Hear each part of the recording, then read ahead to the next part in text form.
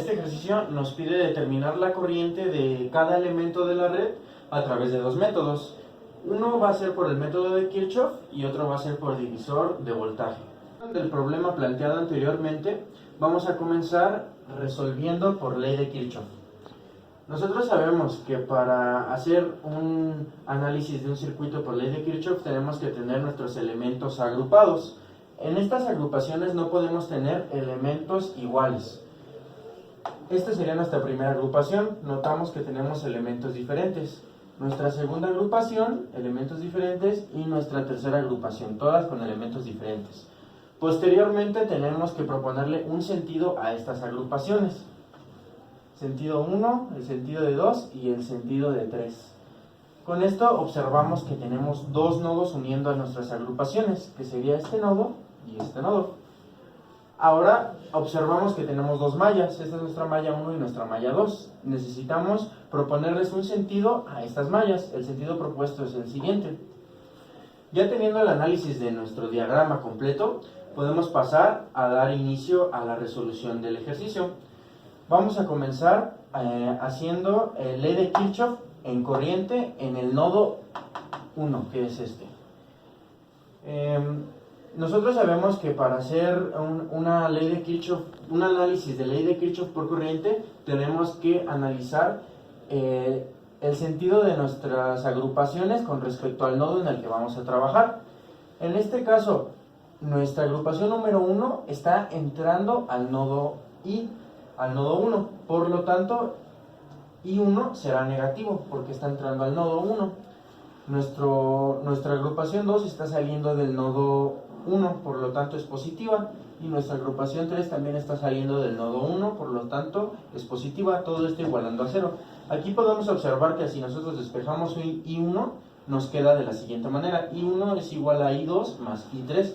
Esto nos va a servir posteriormente. Bueno, ahora, por ley de Kirchhoff de voltajes, nosotros sabemos que ley de Kirchhoff de voltajes es un análisis de cada una de las mallas. Este análisis debe de ser con respecto a nuestro sentido de nuestras agrupaciones y el sentido de nuestras mallas.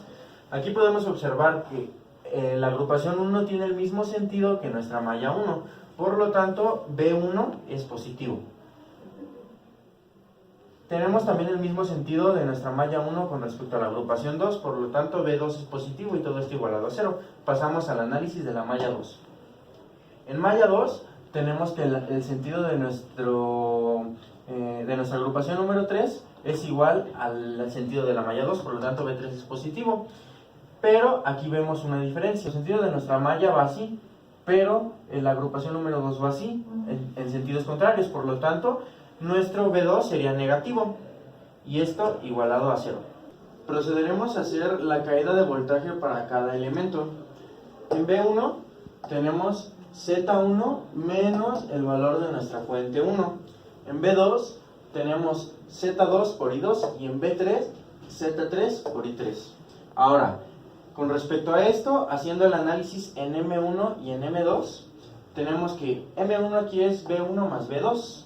B1 es Z1 por I1 y B2 es Z2 por I2. Aquí nosotros pasamos ya el valor de la fuente despejada. Ahora, en la malla 2 tenemos B3 menos B2. B3 es Z3 por I3 menos Z2 por I2. Sustituyendo los valores del análisis de M1 y M2, tenemos que en M1 Z1 por I1 es igual a esta parte, Z1 y 2 por Z1 por I3. ¿Por qué? Porque recordemos que I1 es igual a I2 más I3. Entonces, aquí tenemos esta conversión. Más Z2 por I2 igual al valor de la fuente. Factorizando el I2, tenemos Z1 más Z2, I2 más Z1 por Z3, que es lo que nos quedó, igual a la fuente de voltaje. Finalmente tenemos en el análisis de nuestra malla 1, 0 y 1 más 10 más J y 2, que es esta parte ya operada con respecto a nuestros valores de Z1, Z2 y Z3, más 6 menos 4J por I3, que es Z1, como podemos observar aquí. Y para la malla 2, aquí tenemos que es Z3 por I3 menos Z2 por I2. Aquí es menos Z2 por I2 más Z3 por I3. Los datos anteriores, podemos pasar a calcular los valores de I1, I2 e I3, que es lo que originalmente el problema nos está pidiendo. Recordemos que I1 es igual a I2 más I3. Esto nos va a apoyar para que el cálculo de las intensidades sea más sencillo. Lo que vamos a hacer es calcular I2 e I3 para que ya no tengamos que calcular I1, simplemente con la suma de los resultados de estas intensidades nos dé el I1. Comenzaremos calculando I2. Para calcular I2 necesitamos realizar el determinante de la intensidad 2 sobre el determinante total. ¿Qué sería todo esto? Este sería el determinante de I2 y este el determinante total. Realizando los determinantes y su división nos quedaría el siguiente resultado, el cual es el valor de I2. Para calcular I3 podemos hacer también otro determinante como este, pero una manera más sencilla de hacerlo es recordando este valor que nos dio anteriormente en el problema, que era el análisis de la malla 2, el cual nos quedaba Z3 por I3 menos Z2 por I2. Haciendo el despeje de esta parte y sustituyendo valores, nos queda lo siguiente. I3 es igual a 8 más 10J por I3, que sería esta parte. Z3 es 8 menos 10J por I3, igual a Z2 por I2, que sería Z2, 4 más 5J por el valor de I2 que obtuvimos anteriormente, que es este. Haciendo la operación de esto nos da el siguiente resultado, que sería el valor de I3. Y aplicando posteriormente esta ecuación despejada de I1, obtenemos sencillamente el valor de I1, ya que I2 más I3 nos da este resultado. El siguiente inciso sería calcular las intensidades en cada elemento con divisor de voltaje. Como observamos aquí, el agrupamiento número 3 y el número 2 están conectados en paralelo. Por lo tanto, nombraremos una variable Z4 que va a ser el equivalente de 3 y 2. Operando con la operación para factorizar o para reducir elementos en paralelo, nos queda lo siguiente: Z2 por Z3 entre Z2 más Z3. Sustituyendo los valores que ya tenemos, nos queda esto y el resultado sería el siguiente.